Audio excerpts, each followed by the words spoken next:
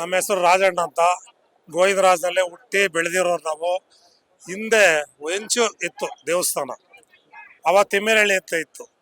ಅವಾಗ ನಾವೇನ್ ಮಾಡ್ತಾ ಇದ್ದೋ, ಈ ವೆಂಕಟರಾಜು ಅಂತ ಇದ್ರು ಅವ್ರ ತಂದೆಯವರು, ಈ ದೇವ್ರನ್ನ ಗೋವಿಂದರಾಜ ಸ್ವಾಮಿ ದೇವ್ರನ್ನ ಊರಲ್ಲಿ ದೀಪ ಹಿಡ್ಕೊಂಡು ಮೆರವಣಿಗೆ ಮಾಡ್ತಾ ಇದ್ದು, ಭಜನೆ ಮಾಡ್ಕೊಂಡು. ಆಮೇಲೆ ಏನ್ ಮಾಡುವ, ನಾವು ಈ ದೇವಸ್ಥಾನದಲ್ಲೇ ಭಜನೆ ಮಾಡಕ್ ಶುರು ಮಾಡ್ದು. ಇವರು ನಾವು ಎಲ್ಲ ಒಂದು 20 ಜನ ಗ್ರೂಪ್ ಮಾಡ್ತಾ ಇರ್ಬೇಕಾದ್ರೆ, ಈ ನಮ್ಮ ಗೋವಿಂದರಾಜನಲ್ಲೇ ಒಬ್ರು ಇದಾರೆ, ಕೃಷ್ಣಪ್ಪ ಅಂತ, ಲಾರಿ ಮಾಲೀಕರು. ಅವ್ರು ಬಂದು ವೈಕುಂಠದಲ್ಲಿ ವೈಕುಂಠದ ದಿವಸ ಬಂದು ದೇವಸ್ಥಾನಕ್ಕೆ ಫುಲ್ ಹೂವು ಎಲ್ಲ ಹಾಕಿ ಆ ಯಪ್ಪನ ಉಯ್ಯಾಲೆ ಎಲ್ಲ ಇದು ಮಾಡಿಸಿದ್ರು. ಒಂದ್ 2-3 ವರ್ಷ ಮಾಡಿದ್ರು, ಜನ ಜಾಸ್ತಿ ಆಗೋಯ್ತು. ಅವಾಗ ನಾವೇನ್ ಮಾಡ್ದ, ಭಜನೆ ಮಾಡ್ತಾ ಇದ್ದ. ನಾವು ಪ್ರತಿ ವರ್ಷ ಧನುರ್ಮಾಸದಲ್ಲಿ 1 ತಿಂಗಳು ನಮ್ಮ ಟ್ರೂಪ್ ಇದೆ. ವೆಂಕಟರಾಜು, ಚಂದಪ್ಪ ಇದೆಲ್ಲ ಒಂದು ಟ್ರೂಪ್ ಇದೆ. ನಾವು ರಾಜಣ್ಣ ಎಲ್ಲ ಸೇರಿ ನಾವು 1 ತಿಂಗಳು ಇಲ್ಲಿ ಭಜನೆ ಮಾಡ್ತೀವಿ, ಬೆಳಿಗ್ಗೆ ಹೊತ್ತು 6ರಿಂದ 8 ಗಂಟೆವರೆಗೂ. ಅದು ಮಾಡ್ತಾ ಮಾಡ್ತಾ ಇದು ಇವ್ರು ವೈಕುಂಠ ಇವರು ಸ್ಟಾರ್ಟ್ ಮಾಡಿದ್ರಲ್ಲ, ಜನ ಜಾಸ್ತಿ ಆಯಿತು. ಆಮೇಲೆ ಏನು ಮಾಡೋದು, ನಮ್ಮ ಟ್ರಸ್ಟ್ ಗಮನಕ್ಕೆ ತಗೊಂಡು, ನಾವು ಟ್ರಸ್ಟ್ ಇದೆ. ಅವಾಗ ಇಲ್ಲಿ ಈ ಥರ ಜನ ಜಾಸ್ತಿ ಆಯ್ತದೆ, ನಮ್ಮ ಟ್ರಸ್ಟಿಂದ ಮಾಡೋಣ ವೈಕುಂಠ ಉತ್ಸವ ಅಂತೇಳಿ ಶುರು ಮಾಡ್ದ. ಫಸ್ಟ್ ವರ್ಷ ಮಾಡ್ದ ಸ್ವಾಮಿ. ನೋಡಿ ಎಲ್ಲ ತಾನಾಗೆ ದಾನಿಗಳು ಅಲ್ಲಿ ಹಾಕಿದೀವಲ್ಲ, ಅಯ್ಯಪ್ಪಂದ ಆರ್ಚು ಆಗೋದು ಹೂವು, ನಮ್ಮ ಈ ಕ್ಷೇತ್ರದ MLA ಅವರು, ಅದು ಎಷ್ಟೇ ಲಕ್ಷ ಅಲ್ಲಿ ಅವ್ರದೇ. ಆಮೇಲೆ ಇನ್ನೊಬ್ರು ಮಂಜು ಅಂತ ಇದ್ದಾರೆ, ಅವರು ಇಲ್ಲಿ ಸ್ಪರ್ಶದ ಪೂರ್ತಿ ಅವ್ರು ವಹಿಸ್ಕೊಂಡ್ಬಿಟ್ರು. ಹೀಗೆ ನಾವು ದುಡ್ಡು ಯಾರ ಹತ್ರ ಕೇಳಕ್ ಹೋಗ್ಲಿಲ್ಲ, ತಾನಾಗೆ ಅಯ್ಯಪ್ಪನ ಸೇವೆಗೆ ಎಲ್ಲ ಹೂವು ಆಗ್ಲಿ, ಸ್ಪರ್ಶದ ಆಗ್ಬೋದು ಎಲ್ಲ. ಆಮೇಲೆ ನಾವು ಭಜನೆ ಅಷ್ಟೇ ಮಾಡ್ಕೊಂಡ್ ಬಂದಿದ್ದು. ಇದು ಈಗ ಆಗಲೇ ಒಂದು 10-12 ವರ್ಷ ಆಗೋಯ್ತು, ತಾನಾಗೆ ಬರ್ತಾವ್ರು ದಾನಿಗಳು.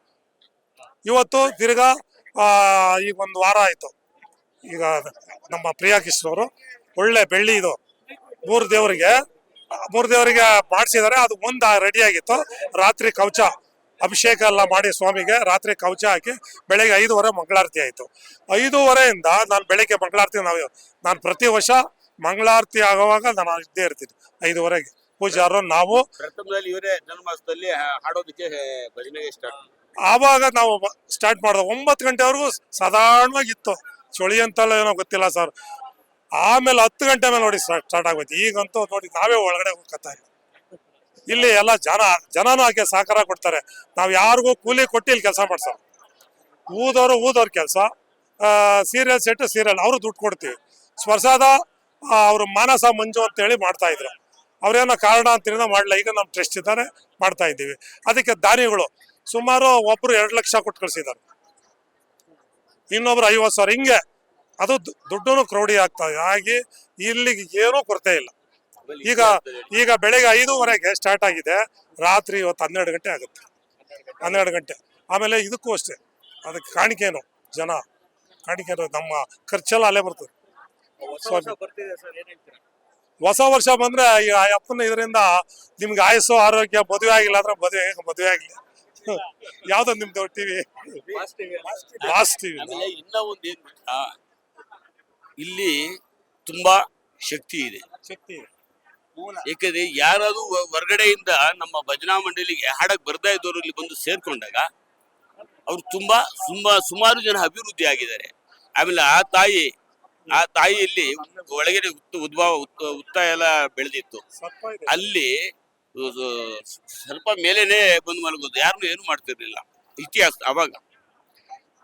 ಈಗೆಲ್ಲ ಅವಾಗ ಆದ ರೀತಿ ನಡೀತಿತ್ತು. ಅವಾಗ ಅಷ್ಟು ಮಹತ್ವ ಇಲ್ಲಿ ಶಕ್ತಿ ಇದೆ. ಯಾರೇ ಒಂದು ಏನಾದ್ರು ಒಂದು ನೆನೆಸ್ಕೊಂಡಾಗ ಅವ್ರದ್ದು ಎಲ್ಲ ಕಾರ್ಯ ನೆರವೇರಿದಾಗ ಅವಾಗ ಈ ರೀತಿಲಿ ಒಂದು ಪೂಜಾ ತಾಯಿಗೆ, ಗೋವಿಂದ ಸ್ವಾಮಿ ಆಗ್ಲಿ ಒಂದು ಕವಚ ಮಾಡಿಸೋದು, ಕಿರೀಟ ಮಾಡಿಸೋದು, ಈ ರೀತಿಲಿ ನಡ್ಕೊಂಡು ತುಂಬಾ ಬೆಳೀತಾ ಹೋಗ್ತಾ ಇದೆ. ಈಗ ಇದಕ್ಕೆ ದೇವಸ್ಥಾನ ಎಷ್ಟೇ ಕೋಟಿಯಲ್ಲಿ ನಾವು ಕೊಡ್ತೀವಿ ಅಂತ ಹೇಳಿ ಇದ್ದ ಒಬ್ಬರು ಕಾರ್ಪೊರೇಟರ್ ಬಂದ್ರು, MLA ಸೋಮಣ್ಣವರು ನಾವು ಕಟ್ಕೊಡ್ತೀವಿ ಅಂದ್ರು. ಅದ್ಯಾಕೆ ನಮ್ಗೆ ಒಡ್ಸಕ್ ಮನಸ್ಸು ಬಂದಿಲ್ಲ. ಈಗಿರೋ MLA ನಾವು ಅದಕ್ಕೆ ಎಷ್ಟು ಕೋಟಿ ಆದ್ರೂ ನಾವು ಕೊಡ್ತೀವಿ ಅಂತ ಅವರು ರೆಡಿ ಇದೆ. ಇತಿಹಾಸ ಇದೆ. ಆಮೇಲೆ ಇಲ್ಲಿ ಹಾಡುಗಾರಿಕೆನೆ ತಗೊಳ್ಳಿ, ಇವರೇ ಸುಮ್ಮನೆ ನಾವು ಒಂದು 30-40 ವರ್ಷದಿಂದ ಈ ಭಜನೆಯಲ್ಲಿ ಇದ್ದೀವಿ. ಇದ್ರ ನಾನು ಆಡ್ತಿರ್ಲಿಲ್ಲ. ಭಜನೆ ಬರೋವು, ಭಜನೆಗೆ ಏನಾನ ಸಹಾಯ ಮಾಡ್ಕೊಂಡು ಲಾಸ್ಟಲ್ಲಿ ಸನ್ಮಾನ ಮಾಡೇವು. ಯಾರು ಕಲಾವಿದರು ಆಡಕ್ ಬರ್ತಾರಲ್ಲ ಅವ್ರಿಗೆಲ್ಲ ನಾವು ಸನ್ಮಾನ ಮಾಡಿ ಕಳಿಸಿ, ಹಾರ ಮತ್ತೆ ಶಾಲು ಹಾಕಿ ದಾರ ಇದು ಮಾಡ್ತೀವಿ, ಸನ್ಮಾನ ಮಾಡಿ ಕಳಿಸ್ತೀವಿ. ಈಗೇನಾಗದೆ, ಅವರೇ ಶಾಲು ಕೊಡ್ಸೋರು ಬರ್ತಾರೆ, ಹಾರ ಕೊಡ್ಸೋರು ಬರ್ತಾ ಇದ್ದಾರೆ. ಇವರೊತ್ತು ಎಷ್ಟು ಕಲಾವಿದರಲ್ಲಿ ನಾನು ಇವರಿಗೆ ಪ್ರಶಸ್ತಿ ಕೊಡಿಸ್ಬೇಕು.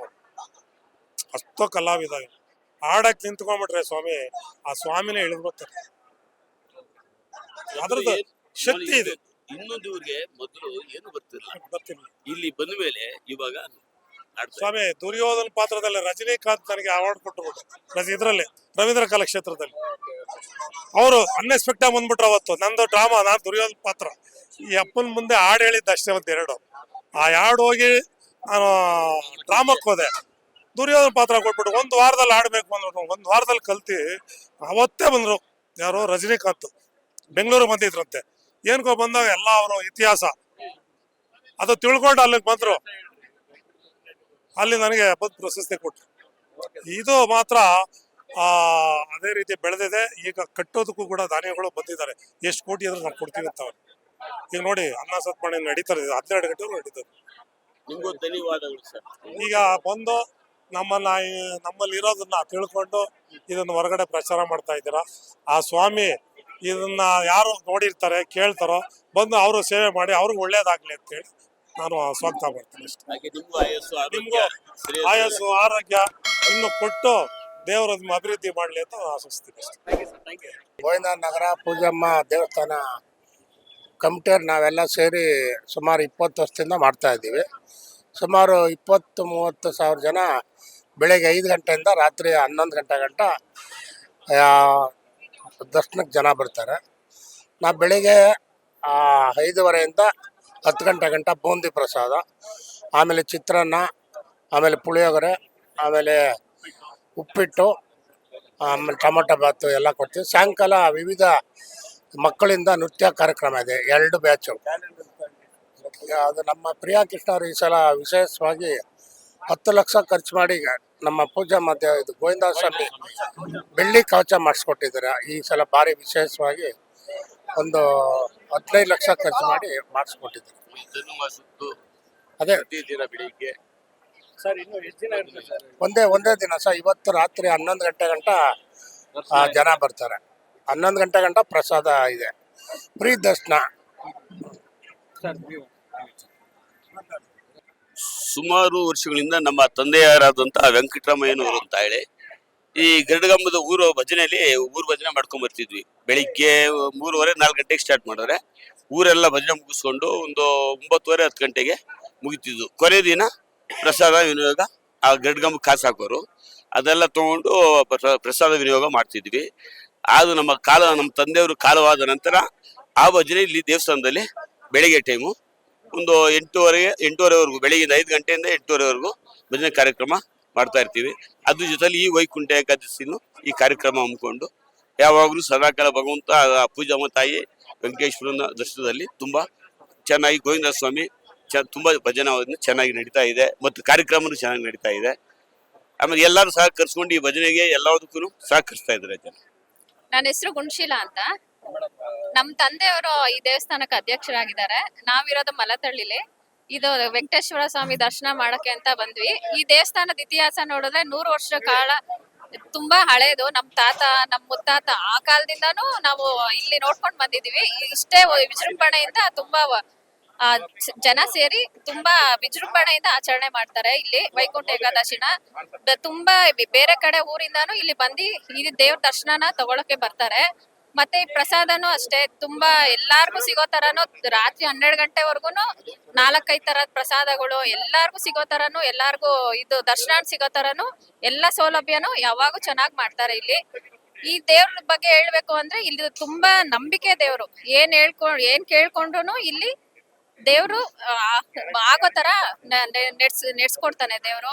ಪೂಜಮ್ಮ ತಾಯಿನೂ ಅಷ್ಟೇ ಮಕ್ಳಿಗೆ ತುಂಬಾ ವಿದ್ಯಾಭ್ಯಾಸದಲ್ಲಿ, ಆರೋಗ್ಯ ವಿಚಾರದಲ್ಲಿ ಪೂಜಮ್ಮ ತಾಯಿ ತುಂಬಾ ಮಕ್ಳಿಗೆ ಆಶೀರ್ವಾದ ಮಾಡ್ತಾರೆ. ಹೀಗೆ ಪ್ರತಿ ವರ್ಷನೂ ಇಲ್ಲಿ 2 ಕಣ್ಣು ಸಾಲದು ಈ ತರ ಅಲಂಕಾರ ಪೂಜೆ ಈ ದೇವ್ರನ್ನ ನೋಡ್ಲಿಕ್ಕೆ. ಹೊಸ ವರ್ಷ ಬರ್ತಿದೆ, ಏನ್ ಕೇಳ್ಕೊಂಡ್ರು ಮೇಡಮ್? ಎಲ್ಲಾರ್ಗು ಆರೋಗ್ಯ ಭಾಗ್ಯ ಕೊಡ್ಲಿ ಅಂತ ಕೇಳ್ಕೊಂಡ್ವಿ. ಮೇನ್ ಮಕ್ಳಿಗೆ ವಿದ್ಯಾ ಬುದ್ಧಿ ಕೊಡ್ಲಿ, ಆರೋಗ್ಯ ಕೊಡ್ಲಿ, ಈ ಊರಿಗೆ ಎಲ್ಲಾ ಜನಕ್ಕೂ ಒಳ್ಳೇದಾಗ್ಲಿ, ಒಳ್ಳೆ ಆರೋಗ್ಯ ಕೊಡ್ಲಿ ಅಂತ ಕೇಳ್ಕೊಂಡಿದೀನಿ. ಮತ್ತೆ ಇಲ್ಲಿ ಮಾರಮ್ಮ ತಾಯಿ ಇದೆ. ಮಾರಮ್ಮ ತಾಯಿ ಇದು ದೊಡ್ಡಮ್ಮ ತಾಯಿ ಈ ಊರಿನ ನಾಡ ದೇವತೆಗಳು. ಮತ್ತೆ ಎಲ್ಲ ಈ ಊರಿನ ಜನಗಳು ಎಲ್ಲ ಒಗ್ಗಟ್ಟಿನಿಂದ ಕೂಡಿ ಎಲ್ಲ ಮಾಡ್ತಾರೆ. ಅದೇ ನೋಡಕ್ಕೆ ಒಂಥರ ಎರಡು ಕಣ್ ಸಾಲದು. ಇಲ್ಲಿ ಹಬ್ಬ ತರ ಹೊಸ ವರ್ಷ ಇನ್ನ ದೂರ ಇದೆ, ಇವತ್ತೇ ಹೊಸ ವರ್ಷ ತರ ಕಾಣಿಸ್ತಾ ಇದೆ ಈ ಊರಲ್ಲಿ. ನನ್ನ ನೇತ್ರಾವತಿ ಅಂತ. ಎಲ್ಲರಿಗೂ ಸಮಸ್ತ ಜನತೆಗೆ ವೈಕುಂಠ ಏಕಾದಶಿ ಶುಭಾಶಯಗಳು. ಮೊದಲನೇದಾಗಿ ನಾವು ಈ ಊರಲ್ಲೇ ಹುಟ್ಟಿ ಬೆಳೆದಿ, ಈ ಊರ ಹೆಣ್ಮಗಳು ನಾನು. ನಮ್ಮ ತಾತ ಮುತ್ತಾತ ಅವರೆಲ್ಲ ಇಲ್ಲಿ ದೇವಸ್ಥಾನಕ್ಕೆ ಬಂದು ಪೂಜೆ ಮಾಡಿ ಸಲ್ಲಿಸ್ತಾ ಇದ್ರು. ಇಲ್ಲಿಗೆ ಬಂದ್ರೆ ನಮ್ಮ ತವ್ರ ಮನೆಗೆ ಬಂದಷ್ಟು ಖುಷಿ ಆಗುತ್ತೆ. ನಮ್ಮ ತಂದೆ ಗೋವಿಂದರಾಯ ಸ್ವಾಮಿ, ನಮ್ಮ ತಾಯಿ ಪೂಜಮ್ಮ ತಾಯಿ, ನಮ್ಮ ತಂದೆ ತಾಯಿ ಅಂತ ಎರಡನೇ ತಂದೆ ತಾಯಿ ಇವರು. ಮೊದಲೇ ನಮ್ಮ ತಂದೆ ತಾಯಿ ಇಲ್ಲಿ, ನಮ್ಮ ತಾತ ಅವರು ಅಷ್ಟೇ ಇಲ್ಲಿ ಪೂಜೆ ಸಲ್ಲಿಸ್ತಾ ಇದ್ರು.